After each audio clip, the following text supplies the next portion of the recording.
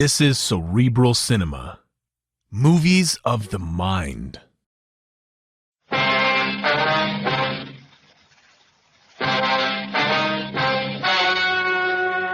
Ladies and gentlemen, the story you are about to hear is true. Only the names have been changed to protect the innocent. Fatima Cigarettes, best of all long cigarettes, brings you Dragnet.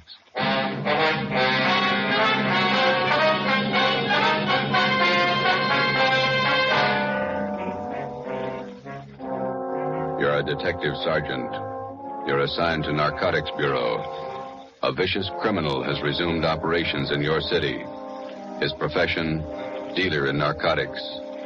You know his name. You know he's guilty. Your job, prove it. If you want a long cigarette, smoke the best of all long cigarettes. Smoke Fatima. Fatima is the long cigarette which contains the finest Turkish and domestic tobaccos superbly blended to make Fatima extra mild. And that's why Fatima has a much different, much better flavor and aroma than any other long cigarette. That's why Fatima has more than doubled its smokers, coast to coast. So, if you want a long cigarette, smoke the best of all long cigarettes. Smoke Fatima. Dragnet, the documented drama of an actual crime. For the next 30 minutes, in cooperation with the Los Angeles Police Department, you will travel step by step on the side of the law through an actual case from official police files. From beginning to end, from crime to punishment, Dragnet is the story of your police force in action. It was Thursday, January 21st. It was cold in Los Angeles. We were working the night watch out of Narcotics Bureau. My partner's Ben Romero. The boss is Thad Brown, chief of detectives. My name's Friday. I was on the way back into work, and it was 3:49 p.m. when I got to the main lobby of the City Hall. Public phone booth.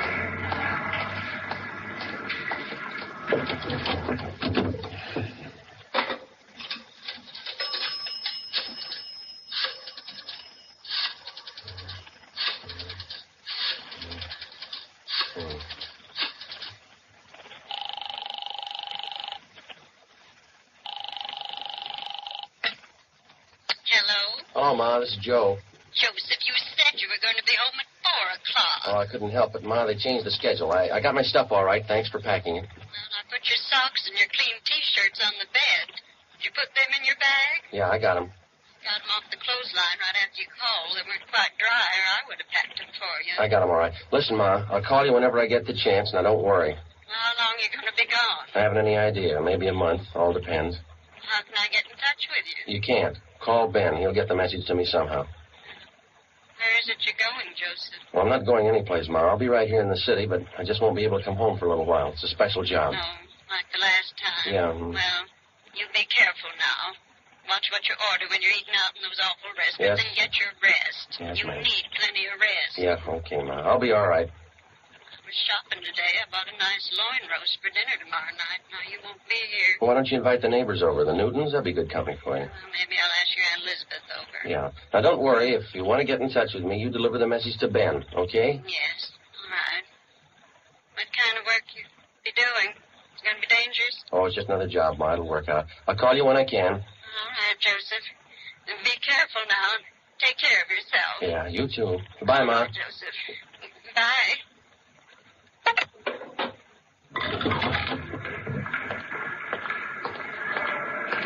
I left the phone booth and started down the corridor. I went up a short flight of stairs and turned left. The afternoon crowd in the City Hall seemed heavier than usual. I walked past the elevators and turned right down another corridor. It was 3:58 p.m. when I got to room 24, Narcotics Bureau. Captain White, Hi, Joe. you want to take these? Yeah, sure. Here's my badge. Okay. Here's all my identification and my gun. Right. I'll take care of them for you.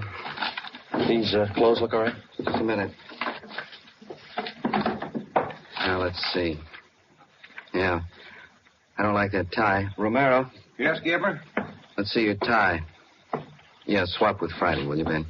Christmas tie's pretty loud. Mine's not. That's the idea. Here's some stuff to carry in your pocket. Social security card, ID card, all made out to Joe Kyber. Some book matches from St. Louis, a couple from Reno, Nevada. Okay. You pick up another gun? I loaned him my .25 automatic. It's small. It's easy to carry. Suit yourself. I don't have to tell you to be careful. No. It's a chance we've been waiting for, Joe. A lot depends on you. I'll do what I can. Just one thing I want to tell you. Take your time. Take all the time you need. Don't push it. I understand. No time limit. Your time's up when they find out who you are. Captain Lynn White and I left the Narcotics Bureau together with Ben and Johnny Bingham. We went down the hall to the office of Chief of Detectives Thad Brown. As in most major narcotic cases, the plan involved the coordinated work of all three offices, the federal, state, and our own local bureau. The operation involved a great many men and a lot of time.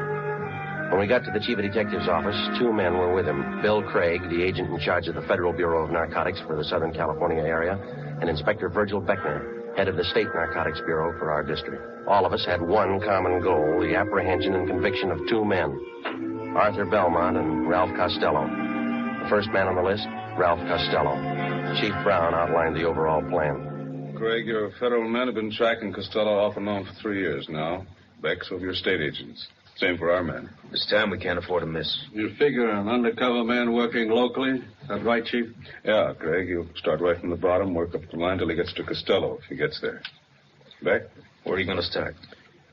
Captain White, would you lay it out for Beck and Craig? Yeah. Friday here's going to handle the job. He's got his full instructions. Joe, you want to fill him in? All right. I'll make my first contact tonight. I'll meet in a bar down on South Pico with another one of our undercover men, Benny Arredondo. He'll introduce me as Joe Kyber to one of his informants. The informant is supposed to help get me into the Flats gang. The same bunch running on the south end of town? Yeah, small-time peddlers, procurers, a little bit of everything. Go on, Friday. When I get in the gang, I run with them until I find out where and how they make their buys. After you get a contact, you make buys all the way up the line and get as close as you can to the town. Yeah, that's right. You worked out your contact with us? He knows that under no conditions will he be seen around the department here. It's been set up that I have a hotel room lined up down on the east side. Romero here and Captain White will be my only contact with the office. I'll be using the name Joe Kyber. Sounds all right to me. How about you, Craig? How about that informant, Friday? Can you count on him? Arredondo thinks a lot of him. He says he's a good man. He's the first rung on the ladder. He's got to be solid. Well, if he's not, we won't have far to fall. Depends on how you look at it. You can kill yourself in the bathtub. 8 p.m., Thursday, January 21st. I checked in at the Casino Hotel on Terminal Street. I registered as Joe Kyber, Omaha, Nebraska. I was given the key for room 5. The rent was $7 a week. I unpacked a few things I had in my bag, went down the hall, and took a shower. I went down to the lunchroom on the corner. I had an egg sandwich and a cup of coffee. It was 11:18 p.m. when I walked into Blue Wright's Bar and Grill. I ordered a beer and sat down. I watched the missing persons program on the television set above the bar. Lose somebody, Kyber? Hello, Benny. Been here long? I just got here. Where's your boy? Sitting over there with that fella in the blue suit. Name's Gene. Who is the guy in the blue suit? One of the Flats gang. Huh. Gene's lining up your introduction now. Guy's name is Ludwig. They call him Lud. He knows me as Steve. Right. What do we do? Sit tight till Gene gives us the word. The tie of yours looks like it's on fire. Look all right? I wouldn't wear it. Lud would. Get in the hotel okay? Yeah, all set. Room 5. Gene wants us. Let's go. Okay.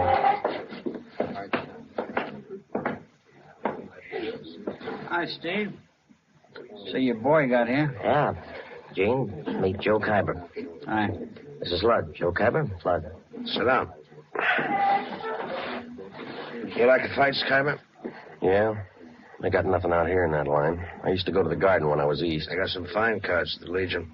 Where? Hollywood Legion, Friday night. Some classy-looking fighters out there. Where is that? Out in Hollywood. Nice little stadium. I'd like to go with you sometime. Tomorrow? I got a date. Maybe next week.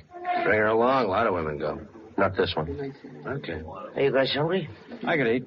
Yeah. Joe? Sure. How about here? Nobody eats here.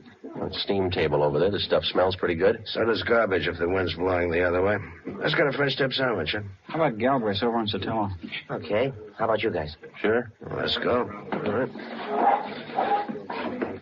You from the East, Kyber? Omaha, Memphis, all around. Yeah. You don't talk very much. You do. You talk tough. Are you tough? Sometimes.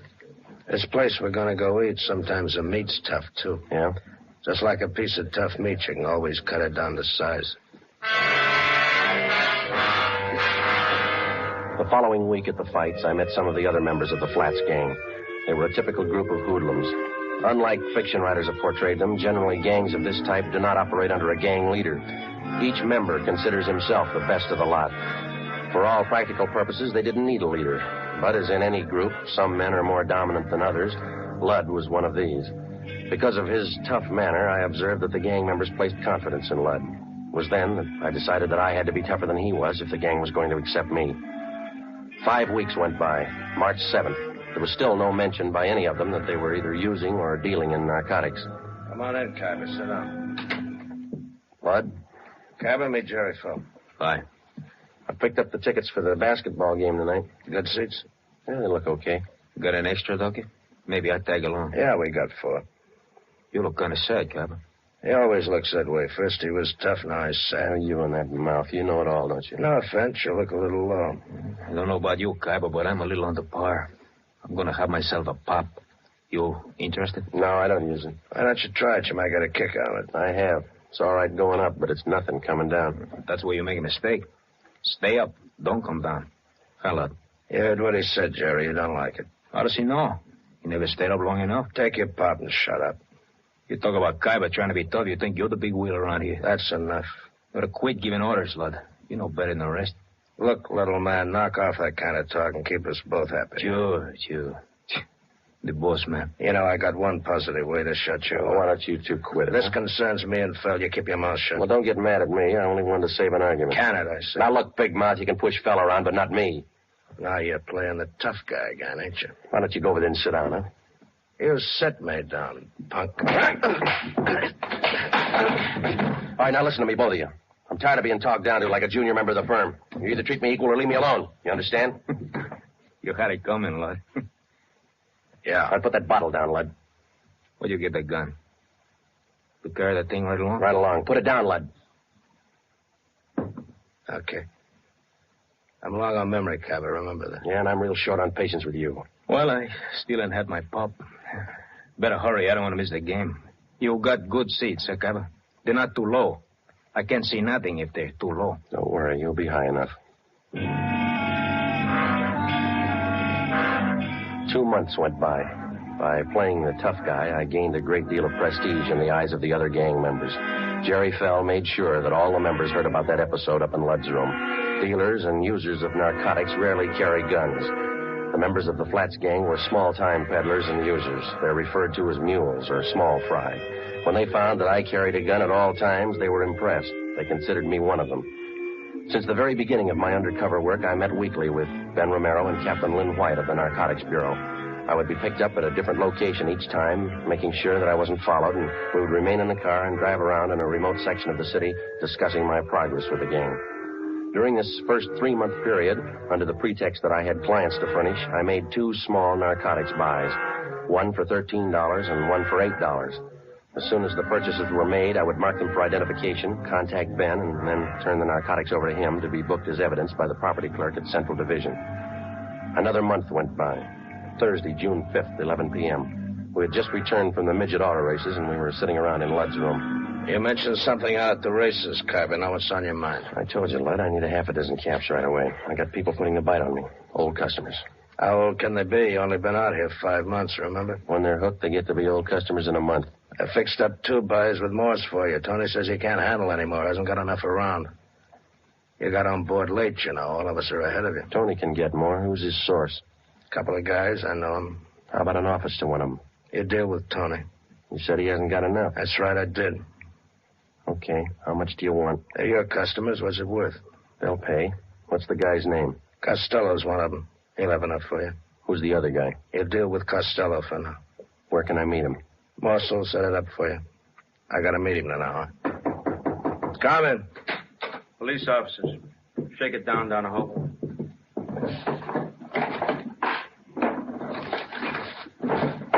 What's the trouble? Checking for a robbery suspect. Find anything, George? Room's clean. We don't know anything about a heist. You'll have to come downtown and answer a few questions.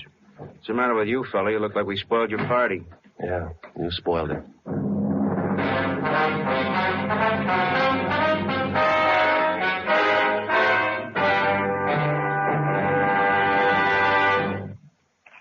You are listening to Dragnet, authentic stories of your police force in action. Now, here's an authentic report from Fatima Cigarettes. In 1949, Fatima more than doubled its smokers from coast to coast. In 1950, enjoy Fatima yourself. You'll find Fatima extra mild. Because Fatima is the long cigarette which contains the finest Turkish and domestic tobaccos superbly blended to make Fatima extra mild. You'll find Fatima tastes much better. Fatima's superb blend gives you a much different, much better flavor and aroma than any other long cigarette. You'll find Fatima best in cigarette quality. Fatima has always stood for the best in cigarette quality. For a new year of greater smoking enjoyment, buy Fatima in the appealing gold and yellow package. You'll agree, Fatima is the best of all long cigarettes. The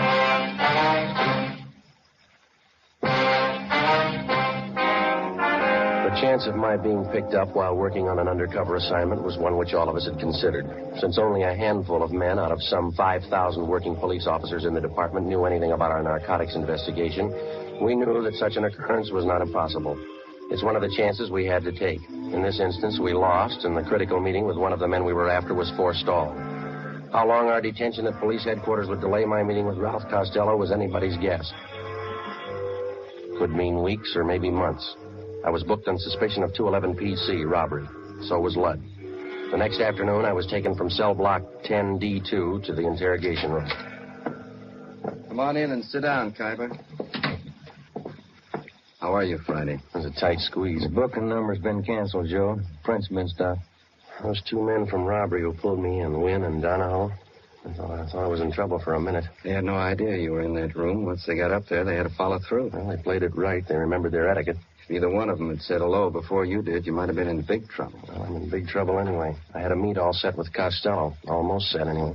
Just a case of bad timing on that pickup, huh? Well, if they'd have got there 2 hours later, it might have been different. Well, how do you stand now? How close are you to Costello? I need some more money. I got to pay off Ludd. And he'll take you to Costello if you pay the right price? Yeah. Ludd's working through Morse. You know about him. Remember, Friday, if there's any questions when you get back to that gang, you were booked for CCW. You're out on bail. Yeah. I got you another gun, Joe. 32 automatic. Okay? Yeah, thanks. I couldn't go back with the same one. What about the federal and state men? How are they doing? Pretty good. Federal men picked up Costello in Fresno. He was connected with the sale of 6 cans of H. Mm-hmm. That much heroin up there. No wonder Ludd can afford to hold me up. He knows there's a shortage down here. Case isn't too strong against him. When it looked definite that we had him, they were going to call you off. He's out on bail. Costello's back down here now. Yeah. Seems like we get our hands on the guy, but we can't hold him. Narcotics in their possession or under their control. That's what the book says. That's the way we got to get him. We'll get him that way. It's up to you now, Friday. Stay with it and keep your chin covered. If you need anything, Joe, call. Your mother's been over at the house for dinner a few times. She's okay. Thanks. Tell her I'm all right, will you? Sure. She worries a lot about you, Joe. Anything happened to you, it'd just about kill her. That makes 2 of us. I'll see you. Before I left the city hall, Captain White drew out some more money from the Secret Service Fund. This fund is for the sole purpose of undercover work. This latest amount was for the narcotics buy that I hoped to make with Ralph Costello. An hour before I left, Ludd was released on a writ that he had arranged for. Saturday, June 7th, 9 a.m., I checked back into my room at the Casino Hotel. During the 3 weeks that followed, I kept asking Ludd to arrange a meeting for me with Tony Morse, the next man on the ladder, on the way up to Costello. Ludd kept stalling me. Another week went by. Captain Lynn White, Ben, and I held our regular weekly meetings. On July 6th, Ludd told me that a meeting with Morse had finally been arranged for 8 p.m. that night. I called Ben and told him I'd meet him and the captain immediately after I talked with Morse. At 8 p.m., following the instructions Ludd had given me, I was in the downstairs waiting room at the subway terminal at 5th and Hill. I was told to wait by the apple vending machine.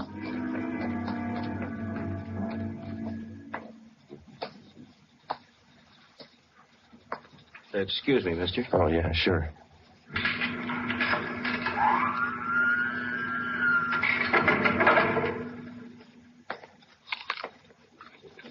Kyber? Yeah. You Morse? That's right. Want an apple? No, thanks. Well, sit down. All right. Now, what'd you have in mind? I got a couple of $100 to spend. Can you handle it? Who sent you? You know who sent me. Sure I do. I just want to hear you say it. Lud. We can handle it. What'd you have in mind? I said $200 worth. That's 40 caps. We got it. None of that Mexican junk. I want European stuff. You bought before. You'll take what we got. That last buy I made through Lud, the junk was cut to nothing. I can only use so much milk or sugar, you know. By the time it got to you, it was probably cut pretty thin. So was the price you paid for it. I'm not looking for bargains. I push to good people. I want good stuff. You'll do better this time. You're not dealing with Lud. Sure, we cut it. No more than anybody else. Not as much as Lud. When can I get it? You got some sick people? Couple. Have it for you in an hour. Where's the meat? Got a watch? Yeah. What time you got? 12 minutes after 8. Add a minute. Make it 13 after. Okay. An hour from now. 9:13. Meet Lud at Macy and Brooklyn on the corner.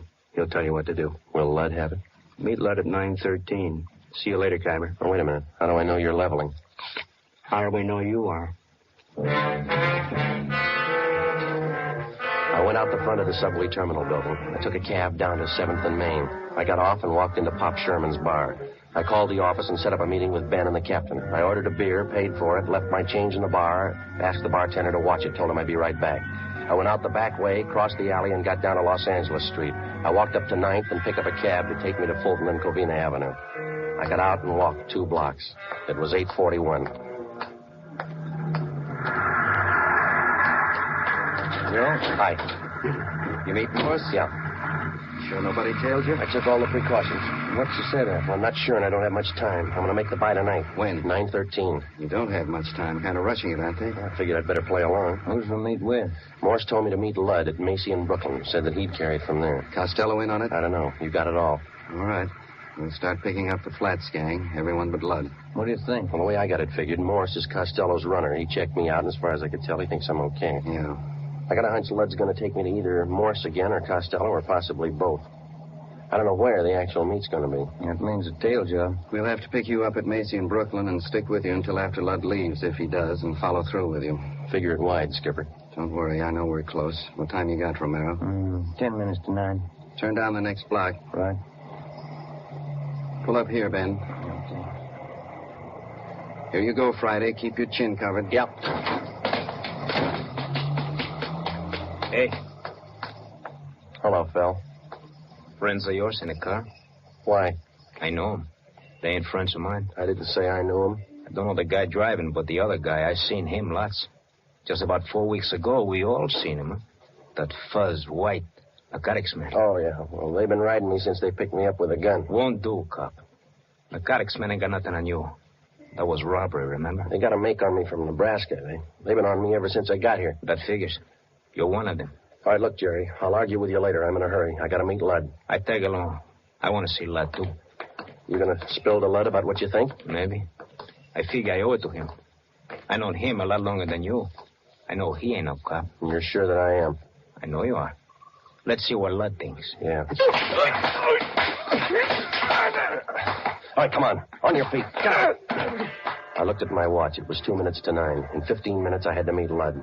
I had to get Jerry Fell. I couldn't take the chance of him getting to Lud before I did. I couldn't leave him. I couldn't take him with me. I pulled him to his feet and half dragged and half carried him 2 blocks before I spotted a patrolman. Hey, officer! Officer, over here! Yeah, what's the trouble? I'm Friday, Central Narcotics. Yeah. Take this man and get him downtown. Contact Chief Brown. He'll identify me. Serial number 2288. Friday, Narcotics. The suspect's name here is Jerry Fell. You got it? Yeah, you got some kind of identification? No, I haven't. Not a thing. It's a special duty. I'm sorry, I don't know you. Have to hold you till I call in. All right, but hurry, huh? Call box right here.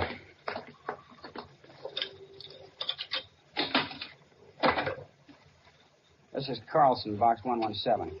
Check on a matter with Chief of Detectives Brown, will you? Yeah, that's right. Have a man here who identifies himself as Friday. What's your first name? Joe Friday. Tell him to hurry. Yeah. Joe Friday, Central Narcotics, serial number 2288. Says he's in a hurry, holding a suspect, Jerry Fell. I'll hold on. Yeah, my watch says 5 after 9. What time you got? I got 6 minutes after. It might be a little fast. Any cab stands around here? 4 blocks up the street. Which way? That way. Yeah. Okay, I will. Thank you. Okay, Sergeant. Sorry to hold you up. Need any help? No, you just hang on to this guy. Don't let him go. I started to run. Macy and Brooklyn. 6 blocks away, and I had 8 minutes to make it. A narcotics buy is one date you're not late for. Either you're there at the specified time or there's no deal. The veteran narcotics peddler knows that that's the only safe way for him to operate. A minute one way or the other could mean an arrest. I ran. You're out of breath, Kyber. Anything wrong? No, the cab broke down. I didn't want to be late. You got 40 seconds. That's cutting it pretty thin, but it'll do. Come on. All right. Right here. By this lamppost? That's it, right in front of it. Don't move to the left or right. Stay put. They'll handle the rest. So long.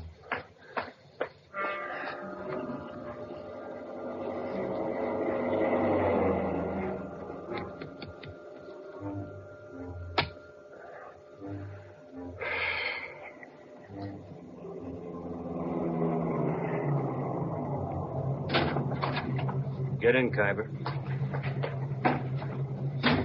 Got the money? Right here. 50, 60. Yeah, 200.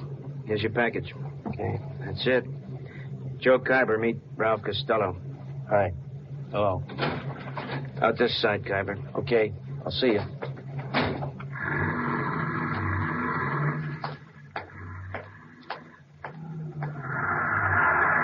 Did you make the buy Friday? Yeah, take him. Hi, Joe. Ben, thought you were with the captain. They don't need me. That intersection's blocked off up there. They're pulling them over right now. See? Yeah. They got him. Costello in the car? Yeah. And that's half of the team. Now what? We go after the big man, Arthur Belmont. Took us 7 months and 4 days to get to Costello. Lots of time. Yeah. Always seems to work out that way, doesn't it? What's that? They always run out of time before we do.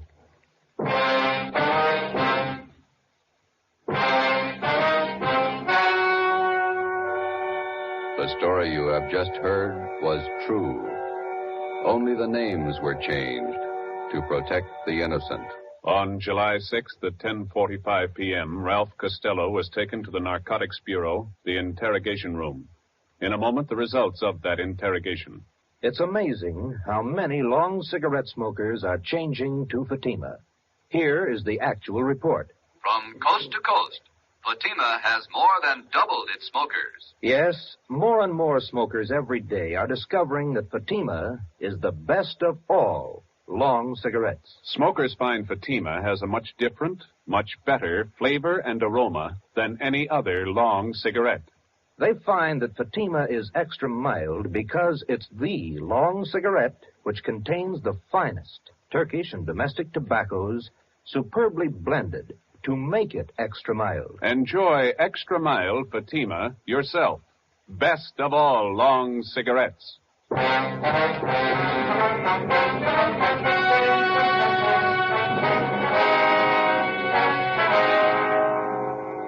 With the promise of the United States District Attorney that his prison terms for the possession and sale of narcotics would run concurrently rather than consecutively, Ralph Costello agreed to furnish us vital information concerning the #1 narcotics dealer on the Pacific Coast, Arthur Belmont. Next week, the big man, Arthur Belmont.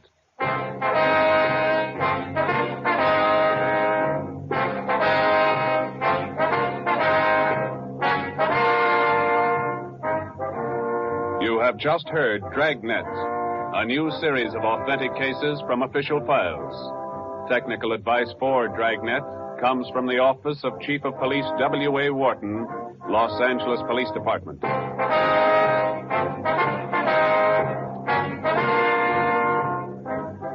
Fatima Cigarettes, best of all long cigarettes, has brought you Dragnet from Los Angeles. Hear Mr. and Mrs. Ronald Coleman in the Halls of Ivy, tomorrow evening on NBC. Cerebral Cinema hopes you have enjoyed this movie of the mind.